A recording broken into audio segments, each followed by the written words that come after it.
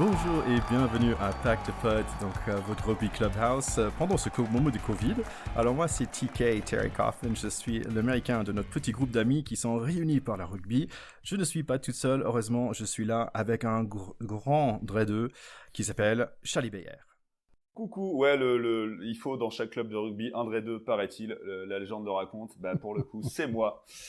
Charles Bayer, deuxième ligne au Massif Central. À Paris. Exactement, on a un autre deuxième ligne qui n'est pas dreadeux, mais quand même a joué deuxième ligne pendant pas mal d'années au PUC et Racing 92, c'est Théodore de Saint-Remy. Oui, c'est ça, j'ai roulé ma bosse en Île-de-France et un peu ailleurs aussi avec beaucoup de bonheur. Et on n'a pas joué ensemble, mais on a tellement parlé de rugby que ça vaut presque. Ouais, j'ai beaucoup appris en regardant avec toi. T'as roulé ta bosse au Val. Tout à fait. Et pour ramener la touche féminine dans notre pack, alors il y a Alban Borel des Pink Rockets. Yes, la touche féminine est là. J'essaye en tout cas de féminiser un petit peu ces discussions, mais vous le faites à merveille. Donc voilà, heureuse de vous rejoindre aujourd'hui. Bienvenue. Tu féminises et tu trois-carises aussi. Et je trois-carise, oui, effectivement. Oui, donc on est là, on s'amuse, on parle de rugby, ça c'est le plus important. Quand même, on est dans une période de Covid, ça va les gars, Théo, qu'est-ce que tu fais pendant ce moment ? Je subis comme tout le monde, je navigue à vue sur mon avenir de la vie quotidienne, et puis j'ai la chance de vivre à la campagne, donc j'en profite. Et avec la famille, les enfants pendant les vacances ont dormi pendant 2 semaines sous la tente dans le jardin, donc c'est relativement inattendu. On essaye de positiver. J'entends que au milieu de toutes ces angoisses et de tout ce stress, il y a aussi des très bonnes choses à retirer de cette phase tout à fait inattendue et inhabituelle. Donc on essaye de regarder la vie du bon côté. Voilà. Et Alban, donc la dernière fois qu'on a parlé, tu disais que tu étais plein dans ton nouveau travail. Est-ce que c'est toujours le même ? Je me suis pas fait virer, donc c'est bien. Le Covid n'a pas eu raison de moi. Non, je plaisante, mais oui, j'ai toujours un peu de boulot et puis j'occupe mon temps, enfin le temps restant à faire du sport, lire et à faire du tiramisu. J'essaye en tout cas de cuisiner un peu plus. Tiramisu, c'est pas une mauvaise idée. Est-ce qu'on peut le faire au barbecue ? Parce que moi, je me suis limité à barbecue. Allez. Écoute, ça pourrait être un essai de nos Américains et puis je pense que... Allez, Charlie, je sais que tu es pas mal occupé, en fait, parce que peut-être, je suis pas sûr si tu as envie de parler, mais tu es en 2 associations où tu donnes ton temps. Ouais, écoute, je me suis surpris je pensais être un chômeur émérite et avoir une connaissance du rien foutre absolu, mais en fait, je me surprends à m'occuper pas mal pendant cette période. Donc, comme les autres, je cuisine beaucoup. Je compte faire un petit album à la fin de ce confinement sur toutes mes petites recettes. Non, je me confine beaucoup. Je fais du sport à la maison aussi. C'est assez incroyable parce que j'ai jamais fait autant de sport, mais j'ai jamais autant clopé de ma vie. Donc, je suis dans une dualité complètement hors du commun. Et ouais, j'ai aussi profité de mon temps libre en ce moment pour rejoindre deux associations qui se débrouilleraient très bien sans moi, mais bon, voilà, je les ai rejoints. Il y en a une que vous connaissez sûrement beaucoup parce qu'elle est très médiatisée, elle est très importante, ça s'appelle Protège ton soignant, qui est une association qui apporte du plus au personnel médical, soit des plus de commodité, à savoir un peu de bonheur, un peu de bouffe, de bonne bouffe, de bons partenaires, à savoir un petit peu de petits trucs sympas pour la vie du quotidien, pour améliorer la vie au quotidien, et à côté, qui récolte des dons pour fournir du matériel médical à plusieurs infrastructures hospitalières qui en manquent parfois, malheureusement. C'est un débat politique dans lequel on ne rentrera pas. Et à côté de ça, j'ai rejoint aussi l'un et l'autre, qui est une association qui est à Porte de la Villette à Paris et qui aide un peu ceux qu'on voit moins, ceux qui, dans ces périodes un peu compliquées, qui vont être compliquées financièrement de plus en plus pour beaucoup. C'est une association qui distribue des repas, qui diversifie un peu ses façons de distribuer les repas là dans cette période un peu compliquée, qui se rend dans des camps, qui se rend dans des camps de réfugiés, dans des camps de Roms pour distribuer un peu des repas à ceux qui n'ont pas accès aux infrastructures, et qui à la Villette distribue des repas où les gens peuvent s'asseoir, partager un instant, casser la croûte. Voilà, c'est une très belle association et je vous invite à vous rendre sur leur site, sur Facebook, sur Instagram, à les rejoindre. Ils font des appels aux dons, ils en ont très besoin en ce moment et en dehors de cette période compliquée sur le reste de l'année. Ils ont besoin de vous. Solidarité, rugby, je finis, c'était long, désolé, mais rejoignez-les. Allez voir l'un et l'autre, allez voir. Protège ton soignant. Mais bravo, Charlie, bravo. Et toi Thierry là-dedans, parce que après la présentation fleuve de notre Charlie préféré, là. Le monologue. Qu'est-ce que tu nous fais en ce moment? Moi, je fais des podcasts, parce que j'aime ça. Je fais des podcasts avec les enfants. Je fais Covid Kids et Covid Kids France, donc 2 podcasts avec mes 2 enfants, un en anglais, l'autre en français. Donc ça, c'est pas mal. Je commence à faire des interviews avec ça aussi. C'est assez sympa.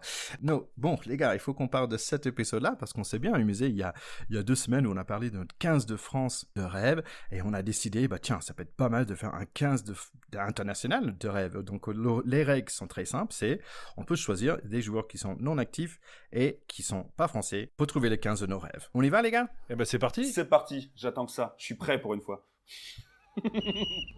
Pack de potes, terrain 10. Donc, pour faire notre 15 d'international de rêve, on va commencer avec du lourd, car ils sont les plus lourds sur le terrain, c'est les piliers. Allez, Charlie. Les piliers les plus lourds, ouais, et aussi, pour ma part, j'ai choisi un petit peu des plus chevelus. Pas seulement pour leur talent capillaire qui m'attraye, tu vois, en tant que Dre 2, mais moi, sur mes piliers droite-gauche, j'ai choisi Castro Giovanni, oui. Évidemment. Voilà, forcément, pour sa chevelure, pour aussi sa fin de carrière qui est magistrale, parce que se faire prendre en photo quand tu loupes une demi-finale de Coupe d'Europe avec le Racing pour aller voir de la Pour famille, aller faire la bringue à Miami. pour aller, non, entre guillemets, voir la famille en Argentine et te retrouver sur des photos avec le PSG en train de faire la bringue, c'est génial, en maillot de bain, voilà. C'est un génie. Pour moi, c'est un génie. Il était bon sur le terrain, il a eu une fin de carrière à la hauteur du bonhomme. Et de l'autre côté, je vais mettre un autre chevelu, un peu le même physique, sauf qu'on passe d'un Italien à un Gallois. Et Adam Jones, voilà, pour moi, Adam Jones, c'était aussi un mec qui m'a marqué, quoi. En le voyant sur le terrain, c'était un beau joueur aussi, et ce sera mon deuxième pilier qui rejoindra le Castro. Et ben alors moi, Charlie, je suis un peu, j'ai pris l'extrême opposé, on va dire, parce que j'ai mon premier pilier, il est plutôt chauve. Non, mais au-delà de ça, en intro sur mes piliers, pour le coup, j'ai dû faire un petit peu de recherche, je l'avoue. Je suis retombée sur des archives, j'ai même interrogé mon père, savoir ce qu'il en pensait, etc. Bon, parce que sinon j'étais pas assez calée, et donc j'ai mis, je suis toujours restée sur une connotation latine avec Rodrigo Roncero, qui était évidemment, je n'oublie pas le Stade Français même dans les périodes compliquées. Tu restes parisienne. Exactement. Non mais voilà, c'est un joueur qui pour moi m'a beaucoup marqué quand je regardais les premiers matchs de rugby. En fait c'est un truc tout con en plus, c'est qu'il me rappelle beaucoup mon oncle. Donc je pense qu'il y a un affectif autour de lui qui est absolument inexplicable. Et non voilà, je trouvais qu'il était il a beaucoup marqué en Argentine, avec l'équipe d'Argentine, il a marqué aussi évidemment avec le Stade Français. Et voilà, j'aimais bien sa tête. Il avait alors je pourrais moins juger ses performances sur le terrain, mais voilà, j'aimais beaucoup ce joueur.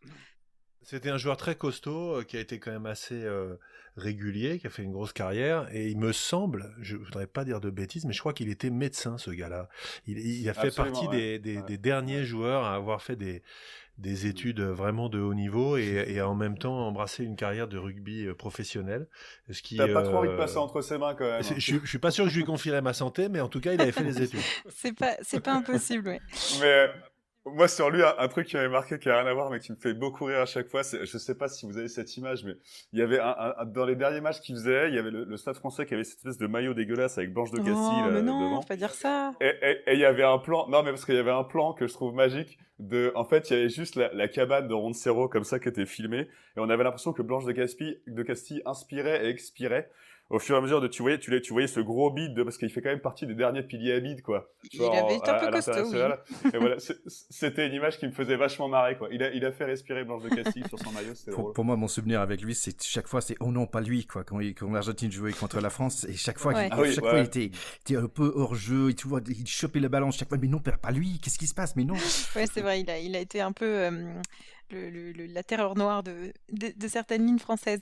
Et du coup, l'autre pilier que j'ai mis, c'était Robert Paparamborde. Non pas parce qu'il a un nom très sympathique, mais je voulu faire une dédicace à Théo parce qu'il a joué au Racing Club de France. Non. Oh, ça c'est gentil. Ah, donc on a le droit au français alors. Non, Ah, on non, n'avait pas le droit au français. mais comme Alban est une fille, elle a tous les droits. Donc. Attendez, faut que je reprenne tout. Non, C'est injuste. non, mais Non. pour moi, c'était 15 international 100%. Mais aïe, aïe, aïe. C'est pas grave, validé quand même, parce que je l'avais mis dans mon 15 de France type et je le bade, donc il n'y a aucun problème. Voilà. Bon, du coup, je vais pas trop élaborer sur lui, mais c'est un joueur qui a beaucoup marqué à son époque dans les années 80 de mémoire, c'est ça, Théo? Ouais, fin 70, début 80, Grand Chelem 77, première victoire en Nouvelle-Zélande, enfin. Je savais que t'allais être ma Bible. Le consultant historique, quoi. N'est-ce pas, Théo me trompe? Sortez-moi les dates. Bon, voilà pour moi. Allez, Théo.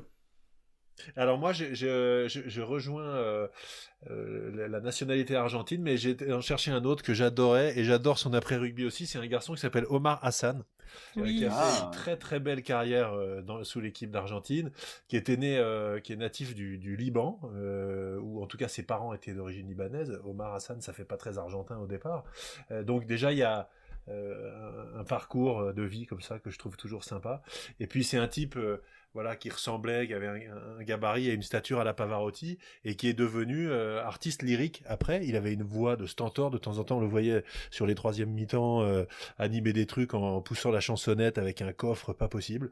Donc voilà, il a quelques titres européens, 1 ou 2 boucliers de Brennus avec le Stade Toulousain. Il a fait une belle carrière en France et une très belle carrière sous le maillot argentin, et maintenant il fait le Pavarotti sur les scènes du monde, donc je trouve que c'est tout à fait méritable. Ouais, il chante sur certains matchs les hymnes de début et tout, c'est drôle qu'il ait encore un pied, ouais.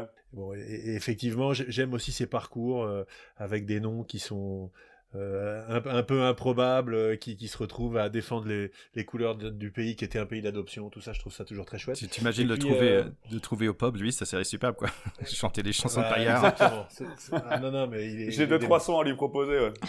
Et puis l'autre pilier que j'adore, c'est un joueur qui s'appelle Os Durant, qui est c'est vraiment l'archétype du pilier sud-africain. C'est 1m90, 135 kg, 2 coupes du monde, hein, puisqu'il est champion du monde en 95 et en 2007, donc ça pose quand même le bonhomme, et c'est un joueur qui a tout simplement tenu la baraque dans le pack des Springboks pendant 12 ou 13 ans avec un gabarit exceptionnel, tout à fait dans la lignée des piliers. Donc maintenant il est agriculteur, il a jamais arrêté, hein, il avait une ferme en Afrique du Sud, il continue ça, et voilà, je trouve que c'est une belle image d'Épinal, de pilier qui fait rêver, qui voyage, et puis quand même deux coupes du monde, quoi. C'est pas rien. Ouais. En parlant de quelqu'un qui a 2 coupes du monde, pour moi, j'ajouterais Owen Franks de Nouvelle-Zélande, qui est quand même assez jeune pour cette liste, mais je pense qu'il est plus sur l'équipe de Nouvelle-Zélande. Il a 108. Quelle superbe transition, Tika. Ça m'améliore. Okay, bon, je trouve que c'est assez excellent. Il a 108 caps pour le meilleur équipe du monde. Il a gagné 2 coupes du monde.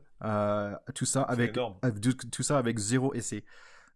Donc vraiment un travailleur de l'ombre par excellence. On peut que valider cette performance. Ah, moi j'aime. Allez, on passe des plus petits des gros, c'est les talonneurs. Charlie. Alors ouais, donc heureusement qu'il y a eu un rappel des règles tout à l'heure sur la francophonie et tout, parce que moi mon talonneur à moi il s'appelle William, donc on pourrait croire en anglais, mais en fait je voulais aussi rétablir une petite vérité. Quand on avait fait notre 15 de France, on en avait oublié un grand, pas par la taille, mais un grand par la nuque, on va dire. J'aime bien parce que Charlie, à chaque fois, c'est des qualités physiques avant tout pour faire.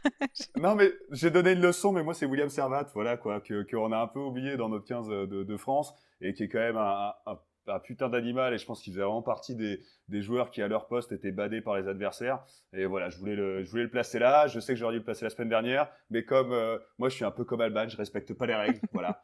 Je m'en fous. Qu'est-ce qu'il y a? Voilà, William Servat, point. Boum. Oui, Charlie, alors moi j'ai respecté la règle pour le coup pour ce talonneur, promis. J'ai mis en avant Sean Fitzpatrick, encore une fois issu de mes petites recherches et de quelques vidéos YouTube que j'ai pu regarder. Il me semble qu'il était en plus capitaine, c'est un Néo-Zélandais, donc il était capitaine de son équipe lorsque la France, il me semble, a gagné ses 3 test matchs en Nouvelle-Zélande contre lui, donc en plus il nous a fait gagner. Voilà. Ouais, alors moi j'étais d'accord avec toi, Alban. Tu vois, j'avais choisi Sean Fitzpatrick, qui était vraiment un joueur qui m'a fait rêver. C'est un garçon qui est champion du monde en 87, arrivé un peu sur un strapontin parce qu'il avait pris la place d'un autre joueur qui s'était blessé juste avant le début de la compétition ou l'année d'avant ou je sais plus quoi. Et ensuite, il a été capitaine. C'est un gars qui a une centaine de sélections, bon, ce qui est quand même pas rien. Il était là aussi assez précurseur dans ce que sont devenus les talonneurs, très joueurs de ballon. En plus d'être un guerrier et un combattant, c'était un type qui était très adroit.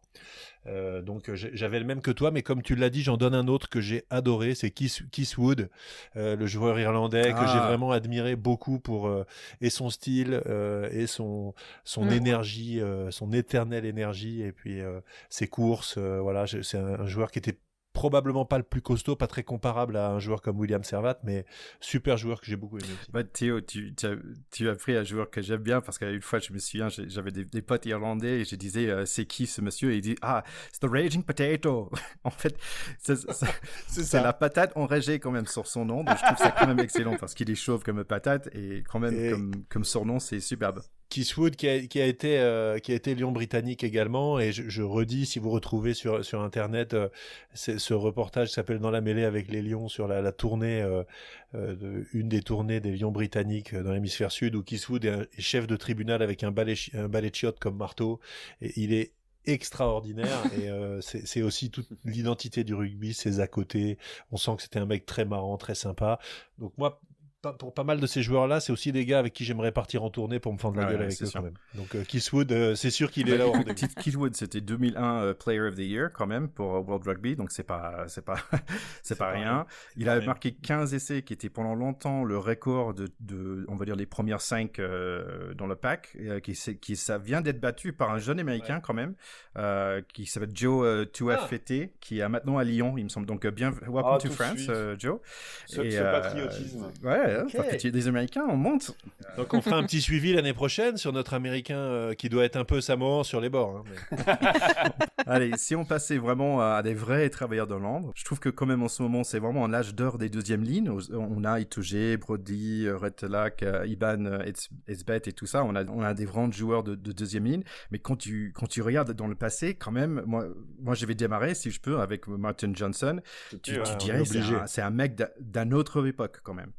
Ouais, bah c'est un boucher comme on n'en fait plus, quoi. Mais c'est vrai que les deuxièmes lignes ont encore cette réputation, enfin ont encore cette image de joueurs moyenâgeux, quoi. Tu les vois avec un casque et partir en croisade. Enfin, il y a un peu ce côté dans le deuxième ligne avec des grosses mains de bûcheron et tout. Mais c'est vrai que ça tend à disparaître parce que les deuxièmes lignes actuelles, il leur faut, et tant mieux d'ailleurs, beaucoup plus de jeux et beaucoup plus une plus grande palette.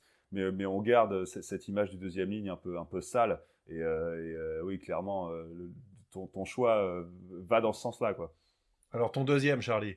Alors, oui, attends, parce que moi, j'ai même pas cité mon premier. Attends, mais lancez-moi. On croyait que tu étais d'accord avec lui. Ah, mais non, mais je valide, mais attention, j'en ai d'autres aussi. Et moi, je vais dans ton sens aussi, c'est-à-dire que c'est vrai que parmi ceux que tu as cités dans les modernes, dont Itoje, dont on a beaucoup parlé, mais c'est vrai qu'on parle très peu des deuxièmes lignes dans ce podcast, donc je suis très content qu'on mette un peu de lumière. On parle que de ça. Laisse-moi finir, enfin. Ne m'interromps pas quand je parle de deuxième ligne.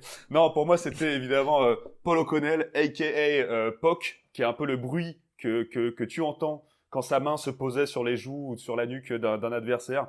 Non, Paul O'Connell qui était déjà, qui est un peu ce monstre, hein, c'est Shrek, enfin c'est le rouquin flippant. Mais il avait en plus de cette violence dans les mauls, quand il surnageait sur les mauls, enfin c'était un peu un bel animal, mais il avait déjà cette aisance dans les airs qui était assez hors du commun. J'ai en mémoire une image du tournoi Destination où il va vraiment faire un contre, mais du bout des doigts, où tu as l'impression que ses phalanges, c'est des tubes de UHU, quoi. C'est assez incroyable. C'était un beau joueur, sale sur le terrain et beau en l'air. Voilà, c'est mon premier deuxième ligne. Et le deuxième, je vais rester un peu sur cette lignée de sale type, quoi. C'est un peu, je fais pas mon 15 débouché, mais il y a de la boucherie concentrée là dans mes deuxièmes lignes. Le deuxième, c'est évidemment Bakis Bota. Je vous prends peut-être de court, hein, les autres, parce que je pense que beaucoup de gens ont pensé à lui. Bakis Bota qui était vraiment, si je pense dans le dictionnaire à dur au mal, il y a sa gueule à côté, c'est pas possible. C'était un mec à la fois dur, violent, hein, on peut dire violent. Enfin, il a marqué des joueurs à l'international, il en a marqué. Mais à côté, sa fin de carrière à Toulon, c'est quand même un mec qui était capable de. Moi, j'ai cette image où il a rattrapé un ailier à la course. Enfin, il était archi complet, archi redouté et respecté par ses adversaires. Enfin, c'est un mec en plus qui aimait ce chocolat. Enfin, quand tu lis ses interviews, c'est un mec quand il parlait des autres deuxième lignes, il les considérait à partir du moment où il faisait peur, quoi. C'était vraiment ça. Donc c'est deuxième lignes anciennes. Et Bakis Bottas, c'est un seigneur parmi les seigneurs. Il a fini d'ailleurs par bosser dans la viande. Hein. Il a un business de viande séchée en Afrique du Sud. Donc c'est pas surprenant. Il a dû prendre 50 kilos de plus. Viande séchée. Ouais, non mais vous voyez ces photos aujourd'hui, t'as encore moins envie de le rencontrer sur un terrain parce que je pense qu'il aurait encore plus la flemme de courir, donc il te fera encore plus mal quand il te chope, quoi. C'est tous ses adversaires qu'il a tués. Oui, c'est ça. Il a mangé tous ses adversaires. Waouh, bah, c'était une explication avec beaucoup de ferveur. Je pense que je ferai jamais aussi bien que toi, Charlie. Mais voilà, je sens beaucoup de passion dès que tu parles de ces postes. Mais moi, j'avais effectivement Paul O'Connell en première, deuxième ligne, on va dire. Et l'autre, c'était Martin Johnson. Alors, ça me fait du mal de dire ça parce que voilà, c'est un Anglais et que, en plus, je me souviens quand je regardais les matchs de l'Angleterre à cette époque-là, donc 2003, enfin 2003, etc. C'est vraiment le moment où j'ai commencé à vraiment beaucoup regarder le rugby. J'avais 12 ans, donc voilà. Mais et je me souviens que je le détestais à l'écran, mais au final, c'est vrai que c'était quand même un deuxième ligne dans toute sa splendeur, très robuste, qui faisait vraiment tout le taf. Il arrivait à faire gagner les matchs, même les plus moches. Voilà, c'était un peu le deuxième ligne old fashion, mais qu'on aime beaucoup, et d'une grande efficacité dans mes souvenirs un peu lointains. Voilà. Mais bon, ça reste un Anglais. Ouais, alors moi, vous avez... Heureusement, vous m'avez pas tout spoilé. Je suis obligé d'être d'accord avec vous sur Martin Johnson, qui est vraiment l'anglais qu'on déteste, mais parce qu'il est énorme. Et voilà, vous avez tout dit. Champion du monde 2003, capitaine de cette sélection. Seul titre européen quand même, hein, c'est pas rien. Et c'est un gars, c'était son projet de vie, et son projet de vie, c'était de rentrer dans la gueule des mecs, c'est tout. Donc là-dessus, il est quand même énorme. Il est quand même énorme. Et moi, j'aime ces deuxièmes lignes qui font échapper les mecs d'en face, quoi. Il en faisait clairement partie. Donc, t'as cité Paul O'Connell, qui était évidemment un super joueur. Il y a une très belle petite bagarre entre lui et Jamie Cudmore. On sent qu'il y a de l'intelligence. On sent qu'on est au bord du prix Nobel. Donc, tout ça, c'est bien. Mais moi, je vais quand même aller vous chercher un deuxième ligne élégant, qui était un joueur vraiment d'une classe exceptionnelle, qui s'appelle John Hills. C'est un Australien qui est champion du monde en 99 et qui est capitaine de l'Australie à pas mal de reprises. Ouais, 2 mètres 115 kilos, classique, très très propre, une superbe carrière. Et surtout, pour un joueur du début des années 2000, c'est le dernier, ça n'est pas arrivé depuis, c'était le buteur de son équipe alors qu'il jouait deuxième ligne. Donc moi qui ai toujours rêvé de mettre des points au pied en match, et évidemment j'ai les pieds carrés, j'aurais pu arroser toutes les tribunes. Le mec était buteur, il enquillait des trucs de 45 mètres alors qu'il était deuxième ligne. Donc John Hills, je te rêve. Voilà.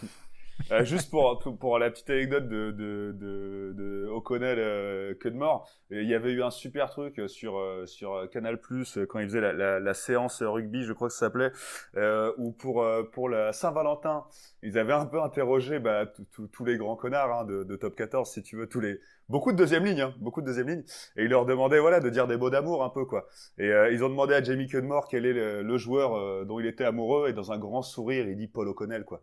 Comme quoi, ça, voilà, quoi, ils s'aiment, ça les a marqués, ils s'aiment. C'est du rapprochement, tout ça. Je pense qu'aussi on peut ajouter Victor Mayfield d'Afrique du Sud, quand même, avec son 27 test match. Il est aussi toujours, il est pas moche non plus, il a un gueule assez de danger quand même. Donc, je pense peut-être on peut l'ajouter dans la liste des grandes hommes. Allez, si on passait si on passait à des machines à plaquer, les 6 et 7, les ankle biters. Je vais essayer de faire court parce que moi il y a Pocock, pardon, mais David Pocock, c'est plus récent, c'est moins légendaire, il y a beaucoup de choix, hein, de toute façon en troisième ligne c'était très dur d'arrêter ses choix, mais pour moi c'est un mec qui m'a marqué parce que sur le terrain il est incroyable de grattage, de présence physique. Enfin son physique me fait peur personnellement. Quand je vois des photos de lui torse nu, je me liquéfie. C'est vrai que ça fait peur. Il est vraiment flippant. Et même en dehors, c'est un mec qui est un peu engagé, quoi, sur l'environnement, sur les droits LGBT. C'est un mec qui est assez... c'est un mec qui a l'air violent sur un terrain, mais qui est super cool et qui a marqué des Coupes du Monde aussi. Une en particulier. Et voilà, moi je voulais juste faire un petit coup de projecteur sur... C'est un faux Australien, parce que je te rappelle qu'il est né en Afrique du Sud.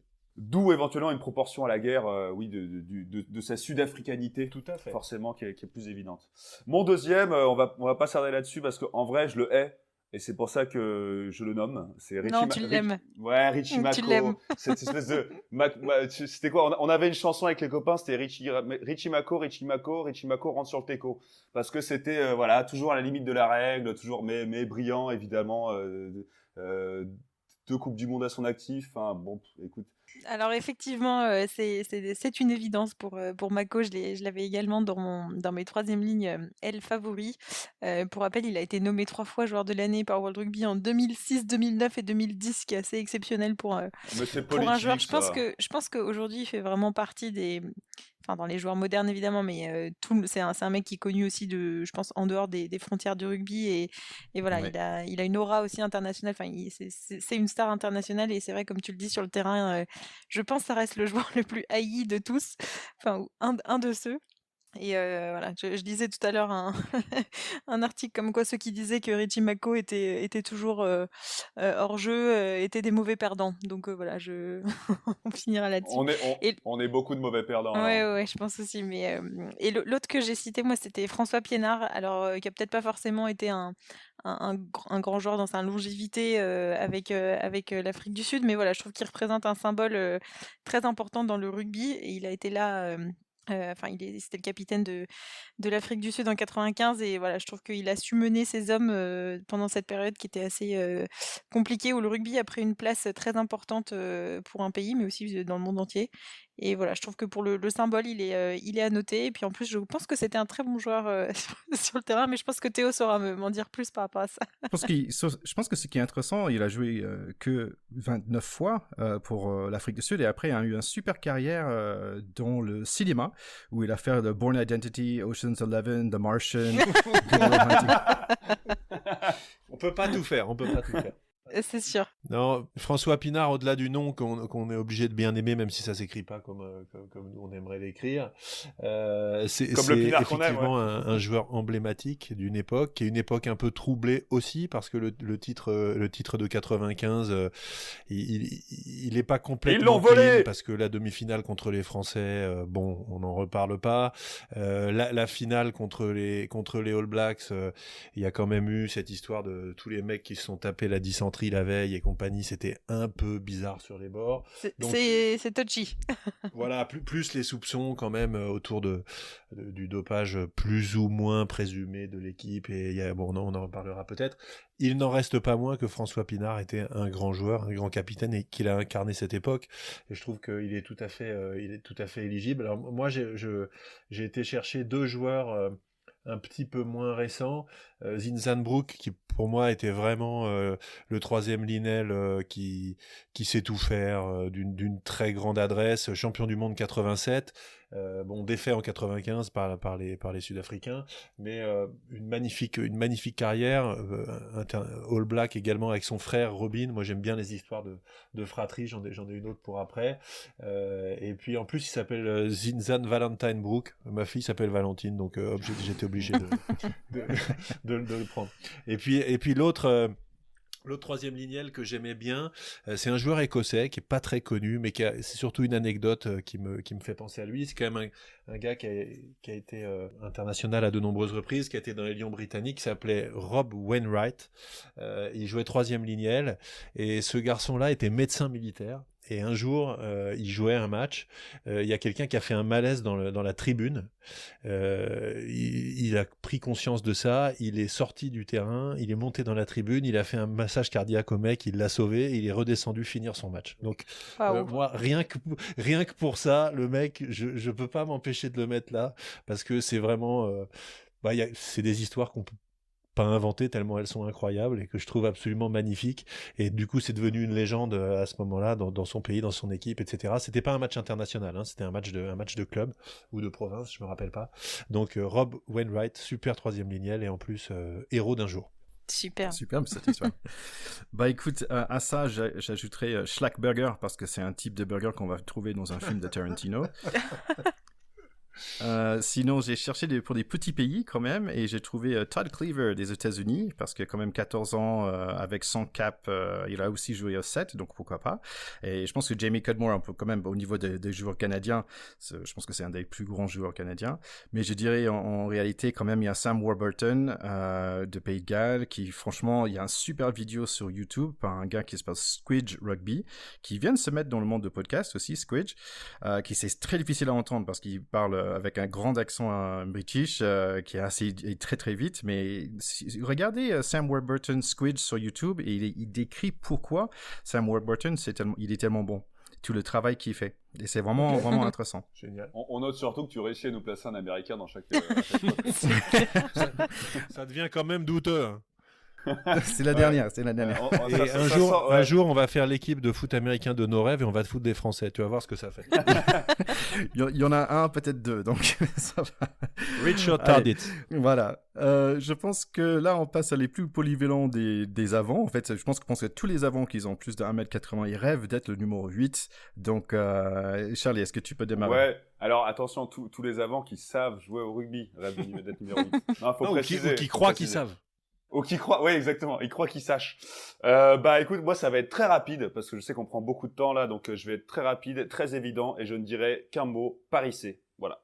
Je pense que tout est dit là-dedans. Moi, mon 8 de légende, c'est Paris C. Rien à dire. Si je m'étends un peu quand même, parce que Paris. Putain, il a été fidèle à ce club, alors que ce club il aurait pu partir à des milieux.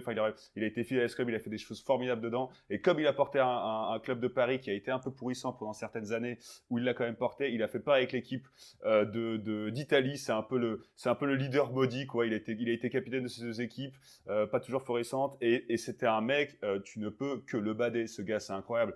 Paraît-il qu'il avait un melon pas possible. Honnêtement, j'en ai rien à foutre parce que quand tu le regardais sur un terrain, c'était beau à voir. Et voilà, mon 8 à moi, c'est Paris C. C'est un leader, c'est un magnifique leader, on ne peut pas dire autre chose. Ouais, moi je suis totalement d'accord avec toi, et c'est vrai que je l'avais cité aussi dans mon top 8, enfin dans mon, dans mon 8 de cœur.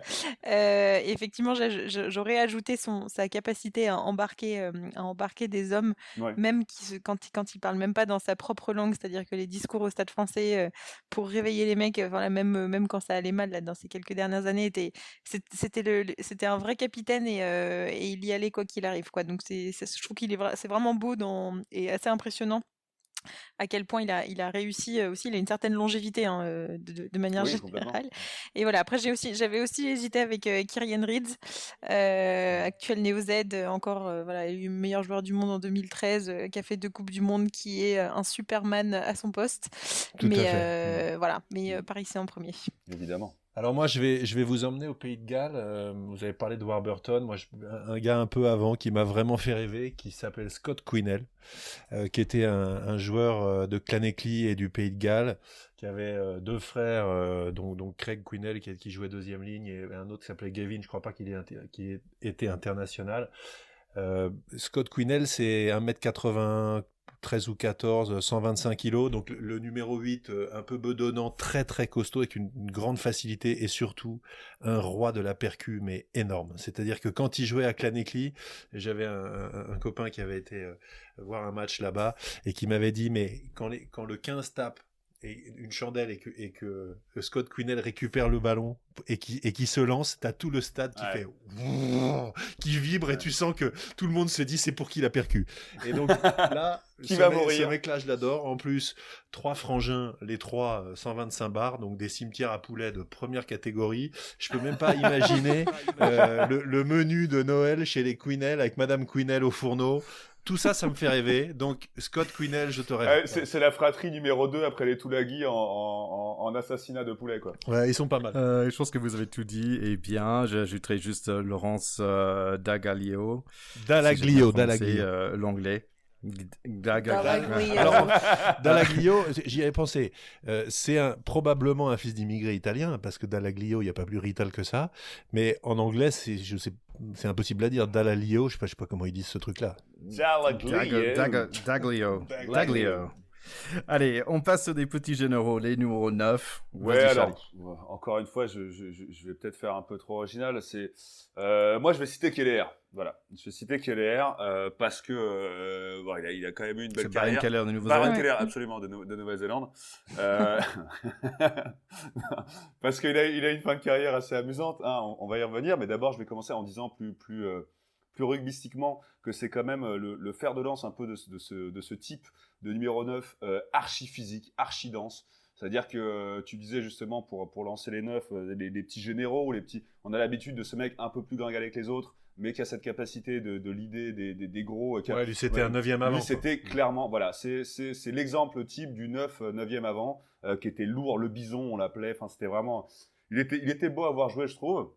Et sa fin de carrière m'amuse beaucoup parce qu'il a quitté Toulouse sur deux trois bricoles.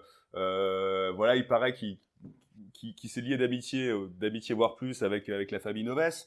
Il a eu plein d'histoires d'être bourré, de machin et tout. Il est arrivé à Paris en mode rédemption. Allez, dernière saison, je finis sur un truc beau. Bah, le mec, il a découvert la rue de la soif, hein, clairement. Donc sa fin de carrière à Paris, elle n'a pas été à la hauteur de ce qu'on attendait.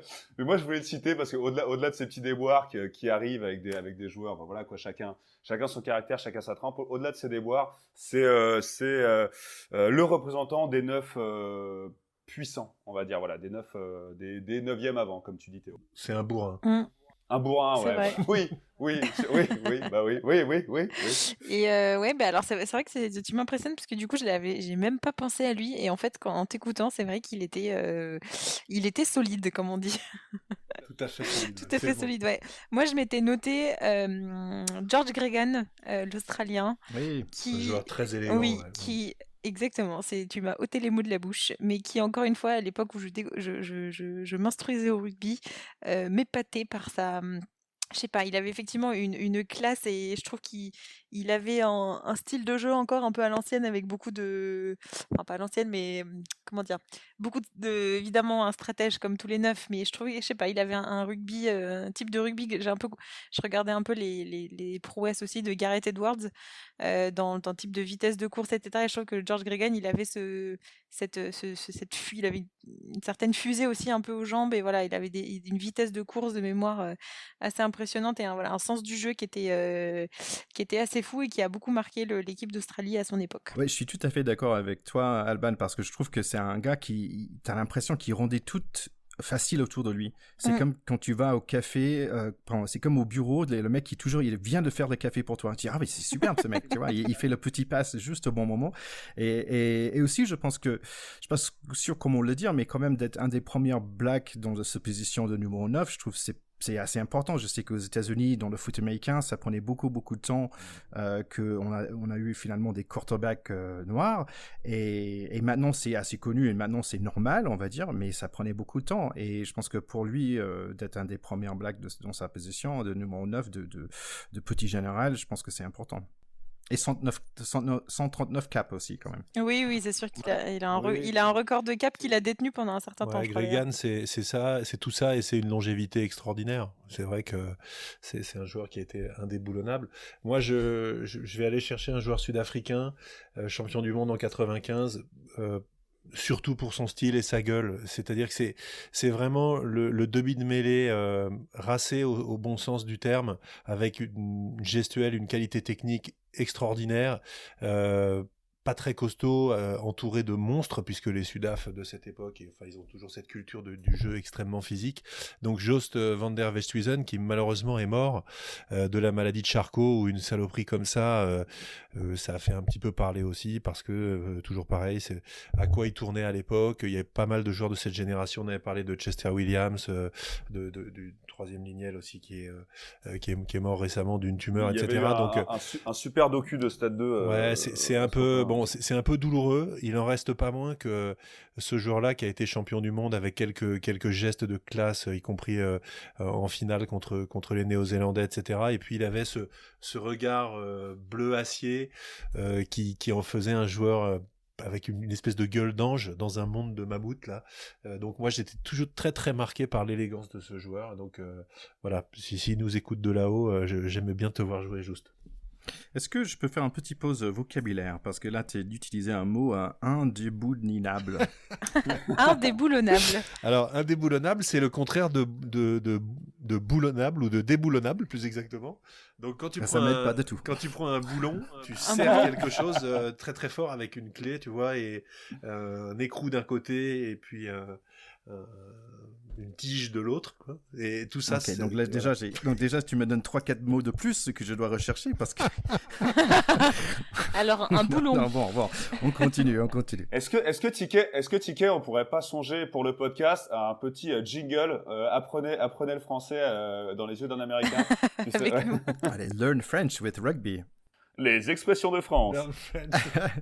Bon, on parlait d'expression. Moi, j'ai une petite expression. C'est pour être beau, il faut un défaut. Et là, on va parler des numéros 10. C'est les messieurs parfaits pour moi. En fait, ils savent tout faire. Ils savent plaquer, ils savent courir, ils savent faire un coup de pied. Mais ils m'énervent un peu, en fait, en tant qu'avant. Je sais pas. Donc, je le dirais différemment. C'est que le 10, s'il s'est pas plaqué, on le voit beaucoup, quoi. C'est un peu les pauvres. Non, c'est faux. Si, il y en a au moins 2 qui sont parfaits. Donc allez, on va parler des numéros 10. Je vais encore griller la priorité à pas mal d'entre vous. Pour moi, c'est évidemment Sir fucking Jonny Wilkinson. Écoute, je sais pas quoi dire. Son parcours de vie est assez incroyable parce qu'il a été très tôt sur le devant de la scène, très tôt déifié. Dans le rugby en tout cas, il a été très tôt déifié, il a eu beaucoup de problèmes de santé derrière qui ont un peu entaché son image, on l'a pensé fini assez vite. Quand il est arrivé à Toulon, nous en tant que Français, franchement on l'a redécouvert à Toulon, c'est incroyable. Quand il est arrivé, c'était vraiment un pari de Boudjelal parce que le mec était blessé de partout, les assureurs ils suivaient pas forcément, c'était vraiment un pari et il est arrivé, il distille sa classe vraiment auprès de tous ses coéquipiers. C'est quand même, je crois, le seul international anglais qui a fini sa carrière au top 14 avec un Stade de France qui chantait le God Save the Queen pour lui parce que c'est Jonny, quoi. Il le mérite. C'était un mec qui a fini capitaine de son club. Il était incroyable. Si vous voyez sur Internet, sur YouTube, les discours qu'il avait de capitaine, il faisait ses discours en franglais. Il parlait aux deux. Et tu vois, et c'est un meneur d'hommes. Il est dingue. Et il a une espèce de bouddhisme autour. Voilà, le mec flotte. C'est un ange blond qui flotte. Voilà, moi, mon 10, c'est Wilkinson. Comment ne pas te rejoindre, mon cher Charlie, après cet hommage magnifique au roi, au maître. Franchement, pour moi, c'est tout pareil. Hein. C'est une palette complète à la fois sur le terrain, mais je pense que ce qu'on retient surtout, parce qu'il y en a, il y a beaucoup de disques qui sont excellents, mais c'est son attitude, c'est l'esprit, c'est tout ce qu'il a réussi à transmettre. Je pense que c'est le seul joueur anglais qui permet aux Français d'aimer un tantinet les Anglais, ne pas les détester parce qu'il existe et c'est juste un joueur d'une classe mondiale. Je sais pas, honnêtement presque j'en perds les mots, mais je suis d'accord avec toi que sa carrière à Toulon, enfin sa fin de carrière, on va dire à Toulon, a beaucoup marqué les esprits parce qu'effectivement, qui aurait cru qu'il aurait autant de succès et qu'il ferait pas comme tous les internationaux aujourd'hui qui sont un peu en demi-teinte. Il y a pas que lui qui a excellé, mais voilà, comme Keller. Comment ? Oui, voilà, comme Keller que tu citais tout à l'heure, mais je sais pas, voilà, il a vraiment cette humilité aussi au cœur de le travail qu'il mettait pour parfaire tout son jeu. C'est juste incroyable et en plus c'est vraiment quelqu'un qui humainement, c'est-à-dire qu'il n'y a rien de faux chez lui, quoi. Tout sonne vrai, tout sonne comme Monsieur Parfait et en plus de ça, effectivement, physiquement, il est pas plus dégueulasse. Non mais au-delà de ça, je veux pas faire la fille qui ramène à ça, mais honnêtement, c'est voilà, tout paraît vrai chez lui et tout est vrai chez lui et au-delà de son talent, je pense que c'est vraiment un homme d'une classe vraiment mondiale et angélique comme tu dis Charlie. Bon, vous avez tout dit. Moi, bon, c'est pas celui que j'avais choisi, hein, mais c'est vrai que Wilkinson, il a en particulier le mérite d'être le 10 des champions du monde 2003. En étant assez jeune à l'époque et en ayant gagné entre guillemets son duel très très haut la main face à Frédéric Michalak en demi-finale. Ensuite, sa carrière, c'est la carrière d'un travailleur acharné. incontestablement, d'un mec sans pitié avec lui-même avant d'être sans pitié pour les autres, ça c'est certain. Maintenant, je trouve que c'est un joueur qui manque un peu, qui a manqué un peu de romantisme et il est presque trop parfait. Voilà, c'est ma petite critique. Voilà. Donc je vais en préférer un autre qui est un grand joueur qui a plus de titres de champion du monde que lui et qui a en plus porté les couleurs du Racing. Donc je suis désolé de vous présenter Daniel Carter, qui est pour moi c'est le Federer du rugby, quoi. C'est-à-dire que c'est un joueur qui donne une impression de facilité dans tout ce qu'il fait, contrairement à Wilkinson, je trouve, et qui est d'une classe intemporelle, avec aussi cette présence dans les grands rendez-vous qui est la marque des champions. C'est-à-dire prendre ses responsabilités quand t'es le boss, aller au bout, expliquer à tout le monde que t'es là pour ça. C'est la marque des grands champions. Et le faire avec le sourire et un peu une gueule d'ange aussi. C'est vrai. Je vous dis, moi, il me fait un petit peu penser à Roger Federer. Voilà. Donc, Daniel Carter, pour moi, est un peu devant Johnny Wilkinson. Et puis, pour le prouver, je dirais juste qu'il a 2 titres de champion du monde. C'est tout. Bon, d'accord. Dan Carter, il est pas dégueulasse non plus, hein, si j'étais une fille. Ah oui, non, je te confirme que moi j'avais fait un événement avec lui, j'ai organisé le lancement, un événement de lancement pour lui et une marque, et c'est vrai que j'avais discuté avec lui, et c'est pareil, il est d'une humilité incroyable. Si tu veux, il avait rien à faire, il avait plein d'autres qu'à faire comme parler, et on a bien échangé, et c'était vraiment très agréable de rencontrer un joueur de cette classe-là. Voilà pour ma petite anecdote groupie. Bien. Si je peux me permettre, Alban, niveau groupie, tu vois, j'ai aucune leçon à te donner, parce que moi, le rugby féminin m'a beaucoup intéressé quand j'ai découvert Magali Harvey, voilà, qui était joueuse ailière du Canada.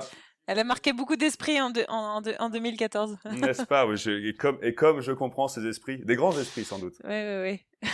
Allez, si on passait à nos arrières les plus lourds, parce qu'on aime bien le steak ici, à Pack de Potes, les centres. Bon, pour moi, il y a Brian O'Driscoll qui a vraiment marqué, une décennie dorée déjà de l'Irlande, du rugby irlandais, qui a marqué une génération dorée du rugby irlandais, qui a vraiment survolé les débats. Il nous a fait mal à nous en tant que Français par quelques matchs. Et voilà, pour moi, il fait partie des messieurs du rugby, et je pouvais pas parler de son poste sans le citer. Après, avec qui le mettre sur cette feuille de match, c'est très dur, hein. Mais après beaucoup d'hésitations, j'ai penché sur Matt Guito, en fait, parce que en plus de ses qualités, le mec, il a quand même fini par jouer 10. Enfin, il avait vraiment beaucoup de compétences rugbystiques. Et en plus, en dehors de ça, de ce que je vois moi sur les réseaux sociaux, sur tout ce qu'il est, c'est une super bonne patte. C'est un mec formidable. C'est un mec qui apporte à un club non seulement ses qualités rugbystiques et son multiposte, mais en plus son côté humain, et en plus je pense qu'il a amené beaucoup à un groupe et à une équipe. Voilà, donc voilà pour mes centres. Eh bien, Charlie, je vois qu'on continue de suivre la même voie. J'ai également Monsieur O'Driscoll, presque seigneur dans ma liste, qui aujourd'hui détient d'ailleurs le record d'essais marqués par un centre, toujours. Donc voilà, c'est pour la petite stat. Mais joueur de grande classe qui, je pense, est aujourd'hui assez indétrônable. Enfin, dans le sens où, en cherchant, c'est vrai que c'est un des centres qui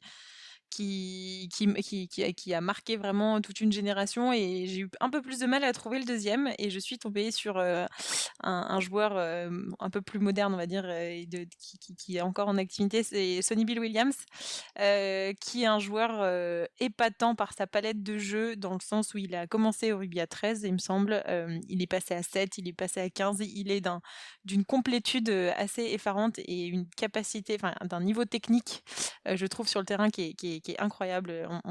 Tout le monde se... Et physique. Et physique, oui, bien sûr, mais sa capacité à aller fixer des défenseurs et faire une passe après contact de je ne sais combien de mètres. Voilà, c'est juste moi, c'est un joueur assez exemplaire, moi en tant que centre. J'avoue que j'aime beaucoup son jeu. J'essaye de faire tout pareil, ça marche pas pareil, ça marche pas tout le temps, mais non, c'est un joueur que j'aime beaucoup, et en plus de ça, je trouve qu'il a un parcours de vie assez intéressant, parce que c'est un joueur qui s'est converti à l'islam, qui rentre pas dans toutes les cases, on va dire, un peu plus classiques d'un sportif de haut niveau. Je dis pas dans le sens religieux, mais voilà, il a une intimité personnelle qui est assez étonnante, et qui ne l'empêche pas, pour le coup, d'être un joueur d'un niveau international assez incroyable. Ouais, alors moi, je vous rejoins sur Brian O'Driscoll parce que lui aussi, il est indéboulonnable. Ça, maintenant que Thierry connaît le mot, on peut le dire. C'est vraiment un centre d'exception. 133 caps avec l'Irlande, 186 matchs avec son équipe du Leinster. Enfin, c'est quelque chose de complètement dingo. C'était déjà une légende un peu lorsqu'il était en université. C'était déjà un attaquant absolument hors du commun. Et il a eu et une longévité et un leadership au sein de l'équipe, de cette équipe irlandaise qui en font évidemment un joueur assez inégalable et inégalé. Moi, j'ai été chercher un petit peu plus loin un joueur que j'aimais beaucoup dans les années 90, qui est aussi 2 fois champion du monde, qui est australien, qui s'appelait Tim Horan. Et ce gars-là, qu'on n'a pas forcément beaucoup connu en France, je crois qu'il a quand même joué en Angleterre à la toute fin de sa carrière. Mais c'était un joueur, un blondinet assez costaud qui rentrait ses courses et qui avait cette première trajectoire de centre tranchant qu'on a commencé à voir dans les années 90, alors qu'avant c'était plus des joueurs qui étaient passeurs de ballon, qui prenaient des intervalles plutôt assieds-toi et donne, comme on disait. Lui, c'était pas ça, c'était je rentre dans le machin, et il a quand même une très belle longévité avec 2 titres mondiaux à la sortie, 91, 99, ce qui est quand même pas mal. Voilà, donc Tim Horan, moi je le préfère à Sonny Bill Williams, dont j'apprécie beaucoup les qualités de joueur, mais contrairement à toi, j'aime pas beaucoup le personnage. Je trouve qu'il est un peu controversé, justement. Je trouve qu'il en fait un peu trop avec tout ça. Je trouve qu'il mélange un peu les genres. C'est pas ce que je préfère chez lui, mais c'est un joueur extraordinaire. Un petit mot sur Brian O'Driscoll, parce que j'avais pas compris son nom au début. Je pense que c'était Brian, Audrey, Skull, et Skull c'est la crâne. Et en fait, j'ai trouvé ça super sympa d'avoir un nom un peu féminin, Audrey, et après Skull, crâne derrière. Je trouvais ça excellent, mais finalement, c'est pas ça. Moi, je vais dire quand même, je voulais représenter aussi des petits pays, des îles. Donc, je suis allé chercher à Samoa Brian Lima, qui s'appelait le chiropractor, le chiropracteur quand même. Ouais, super joueur. Donc Hall of Fame International Rugby, plus de 60 caps, 5 coupes de monde. En fait, va regarder sur YouTube un truc, il fait super peur. Il plaque tellement fort qu'il s'assomme lui-même, en fait. Bah c'est ça, non mais c'est le 3/4 centre deuxième ligne à la sud-africaine, c'est-à-dire que c'est un mec qui fait échapper les mecs d'en face, Brian Lima, c'est ça. Mais effectivement, c'est longévité de folie. Les mecs, les Iliens, comme ça, on voit bien la suprématie physique qu'ils ont de toute façon sur les autres. Et lui, c'est un tronc d'arbre, quoi, le mec. Donc, effectivement, quand en plus, t'as la chance de pas te blesser et que t'es un mec qui a l'air d'être un bon camarade et que tu deviens un joueur emblématique, voilà, tu traverses les décennies tranquilles, 5 Coupes du Monde, allez hop. Allez, si on passait à des wings, donc ils ont moins de viande sur les os, mais quand même ils sont assez rapides, les ailiers. Oui, alors pour les ailiers, pour moi c'est un poste assez étrange où en hiver tu attends que tes mains gèlent avant de récupérer un ballon et d'éventuellement mettre un essai. Mais il y a un joueur qui pour moi ressort, on a déjà parlé dans ce podcast avec toi Ticket. Pour moi c'est Shane Williams, qui évidemment qui a marqué le rugby international, qu'on aime bien son parcours du mec à qui on destinait tout sauf du rugby et qui non seulement a insisté pour être dedans, mais en plus a eu une carrière formidable. C'était vraiment, c'est un peu péjoratif de le dire comme ça, mais que quand il y avait souvent le terme de lutin qui venait quand on parlait de lui, mais je pense que c'était pas une façon de se moquer de sa taille, mais plus une façon de s'extasier devant ses rebonds et sa façon d'être partout à la fois, quoi. Donc c'était ça pour mon premier ailier. Après en deuxième, je mettrais Ben Spieth, néo-zélandais. Belle carrière qui a fini à Pau, que j'ai beaucoup aimé voir jouer aussi, et qui on parle souvent des papas dans le pack de potes, on parle des papas, et souvent quand on parle des papas, c'est les peu de fois où on parle des deuxièmes lignes, mais souvent ces papas, ces fameux anciens un peu ces darons du rugby, c'est des mecs qu'on retrouve à l'avant. Et Ben Spieth, c'est un peu une exception à la règle, c'est que sur sa fin de carrière, c'était vraiment un daron sur le terrain, c'était vraiment un mec qui guidait, mais à l'aile. Et donc voilà pour mes deux ailiers. Je suis tellement contente, Charlie, parce que tu en as oublié. Alors, je sais pas si c'est oublié comme si c'était grave, mais parce que chacun a son avis. Mais je suis quand même étonnée que tu n'aies pas cité le plus avant des ailiers, c'est-à-dire Jonah Lomu, qui est quand même le mec qui, par sa densité physique, je pense, aurait pu faire un bon deuxième ou troisième ligne. Mais Il l'a été, hein, il a joué devant toute sa jeunesse. Hein. c'est vrai. Ah bah je ne savais pas, vois-tu. Mais non, voilà, moi je le cite évidemment dans mon 15 international de rêve. C'est marrant, ce qui est étonnant, c'est que c'est pas un joueur qui a eu une longévité incroyable parce qu'il a eu beaucoup de soucis de santé. Mais voilà, je le cite parce que c'est un joueur qui a été la première star mondiale du rugby. Un petit peu décrié aussi parce qu'il n'y avait pas forcément un joueur, c'était pas forcément un joueur très complet, mais voilà, il avait quand même une dominance face à ses adversaires qui étaient assez foudroyantes, et je pense que c'est l'ailier qui a le plus voilà, qui était sur un contre 1 ou un 1 contre 3, 1 contre 4 même, a réussi à s'en sortir. Donc voilà, je le cite pour ça, et je trouve qu'il était quand même très très talentueux, et c'est un bijou assez brut.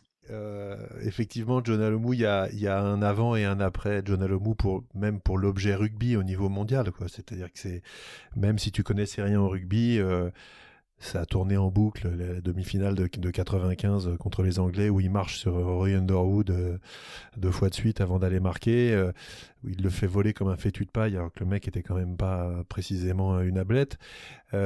C'est un joueur qui ensuite a incarné complètement et la culture maori dans le sport, et les All Blacks, et la maladie à la fin de sa vie, et les valeurs du rugby au travers des reportages qu'il y a eu sur ce mec, sur ce qu'il était. C'est-à-dire un mec qui est venu des bas quartiers d'Auckland, qui aurait pu mal tourner, qui finalement est sauvé par le rugby et devient une légende mondiale en étant en plus avec un parcours assez improbable, avec un gabarit qui n'avait rien à faire à l'aile, et à finir en star mondiale à l'aile. Donc c'est des histoires qu'on aime, c'est un personnage de film. Voilà, moi je l'avais croisé une fois à Paris lorsqu'il était venu. Je crois qu'il jouait plus déjà à l'époque, mais il était venu parrainer le Rugby Sevens et à Charletti. Je l'avais croisé. Bon, j'avais serré la pince. J'ai même pas osé quoi dire. Enfin, j'étais très heureux de le voir de près parce que c'est un monument. Et puis Shane Williams, j'adore aussi. Vous avez tout dit. C'était vraiment le feu follet. C'est l'anti-Jonah Lomu, quoi. C'est le contraire. C'est ça, ouais, complètement. Tu peux pas faire plus opposé, mais une équipe avec ces deux-là, c'est juste fabuleux. Comme vous l'avez déjà dit, on pourrait rajouter un joueur qui jouait 15 aussi, mais un Anglais qui s'appelait Jason Robinson, qui avait vraiment des jambes de feu. Voilà. Et rien que pour ça, franchement, les jambes de Jason Robinson, sa capacité à remonter les ballons, à dépasser, à déposer les gens sur les courses, ça fait tout simplement rêver également. Donc, je suis d'accord avec vous, mais il faut quand même ajouter Brian Habana à la liste parce que quand même c'est du vitesse pure. Et moi, je vais juste, comme j'habite à Colombes, j'étais fan de Racing. Tu vois, de voir Cyrili Bobo avec la ballon dans une seule main, il prend la balle, tu dis, oh, qu'est-ce qui va se passer? Et tous les joueurs fidjiens qui sont autour, mais ils sont juste magnifiques à voir. C'est vraiment Tellement magique ce mec, mais on dirait une panthère. C'est-à-dire que c'est vraiment, moi je l'ai vu de près aussi. J'étais dans les tribunes au Racing quand il jouait là. C'est un gars, on a l'impression que ses deux jambes sont pas attachées au même corps. Tellement, il a une espèce d'amplitude, une foulée d'une amplitude et surtout une santé, mais il avait toujours les jambes de 20 ans. Il en avait 38. C'était invraisemblable de voir ce mec jouer. Donc je suis complètement d'accord avec toi, Thierry, c'est un magicien.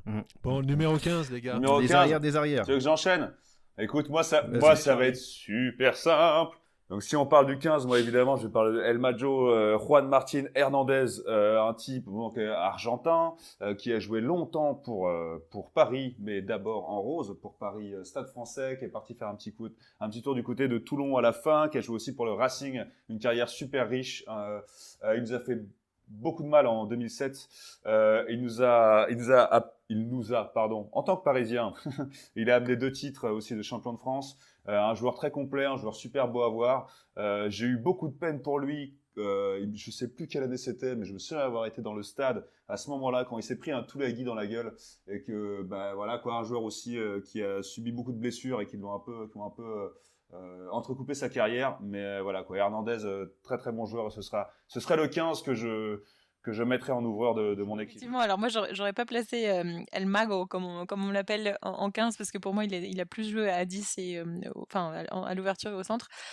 Pour moi, tu l'as cité tout à l'heure Théo, c'est Jason Robinson qui, voilà, tu l'as dit, par sa capacité à remonter des ballons, défier notre meilleur arrière. C'est un joueur qui vraiment, j'aurais bien aimé le voir en fait jouer contre un Serge Blanco qui avait un peu le même profil entre guillemets, même si Blanco était plus costaud. Mais voilà, Jason Robinson moi, m'a beaucoup marqué encore une fois à cette époque où je découvrais le magnifique jeu du rugby, une vitesse des jambes de feu follet. Voilà. Ouais, c'est vrai que moi j'en ai parlé à l'aile parce que je voulais pas le mettre en 15 et parce que je vais jouer un petit peu avec la règle. Moi, j'ai cherché un joueur vénézuélien et c'est Serge Blanco. Voilà. Je veux pas qu'on mette quelqu'un d'autre que Serge Blanco numéro 15. Voilà, c'est tout. C'est comme ça. Il m'a tué.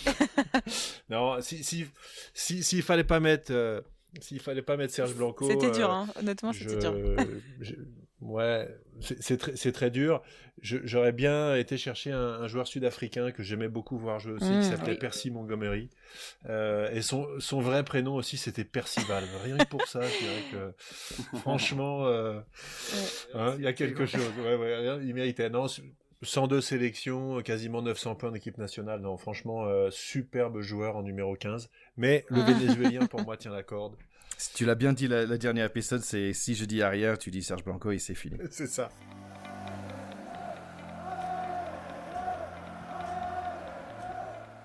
Allez les gars, j'ai un petit quelque chose pour vous. Donc j'ai pu faire un entretien avec quelqu'un, peut-être vous allez reconnaître sa voix.